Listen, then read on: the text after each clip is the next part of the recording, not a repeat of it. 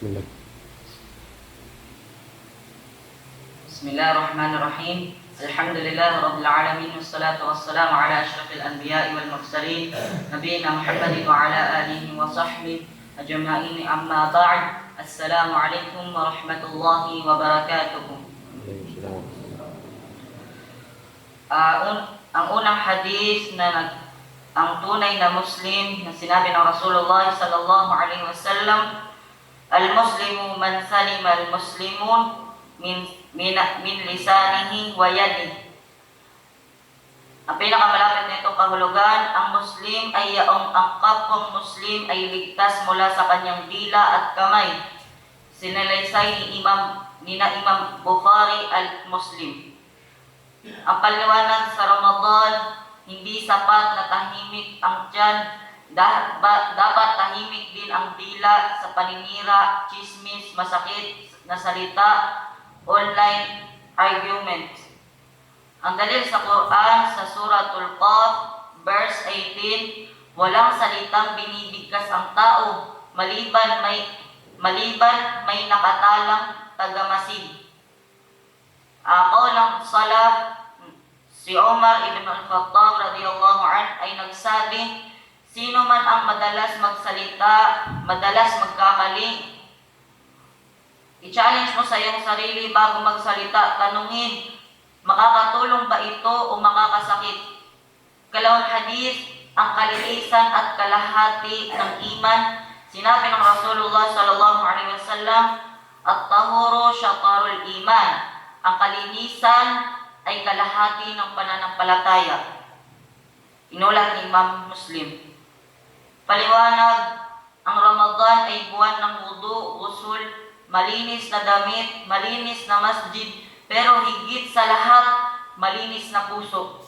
Dalil sa Quran, nasa Suratul Baqarah, verse 222, katotohanang minamahal ni Allah ang mga nagsisisi at ang mga nagpapakalinis. Kaul ng mga salaf na sinabi ni Ibn Qayyim ay ang puso ay nagkakasakit tulad ng katawan, at ang pagbanggit kay Allah ang lunas nito. Tanong mo sa sarili mo, nililinis ko ba ang puso ko mula sa inggit, galit, yabang, saba ng loob? Katatlong hadis, takwa at mabuting asal.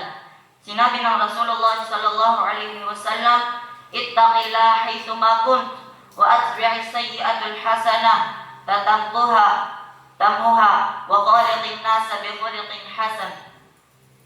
Sa pinakamalapit nitong kahulugan, matakot ka kay Allah saan ka man naroroon.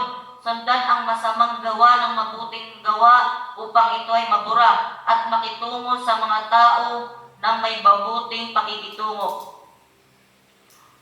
Inulat ni Tirmidhi, Hasan Sahih. Paliwanag nito, ito ang buong programa ng Ramadan. Takwa, salihim at tulad. Huwag mawalan ng pag-asa kapag nagkamali. Ayusin ang pakikitungo sa tao. Ang dalil sa Quran sa Suratul Fussilat, verse 34, itaboy ang masama sa pamamagitan ng mabuti. Kaul ng mga salaf, si Hasan al-Basri ay nagsabi, ang mabuting asal ay hindi mabigat sa timbangan sa araw ng paghuhukom. Kung nagkamali ka ngayong Ramadan, huwag tumigil mag-istighfar, magbigay ng sadaqah, magdasal ng 2 rak'ah. Mga kapatid, ngayong Ramadan ay hindi lang nag-aayuno. Tanungin natin, may nasasaktan ba sa salita ko? Mas malinis ba ang puso ko ngayon? Mas mabuti ba ang pakikitungo ko sa pamilya ko?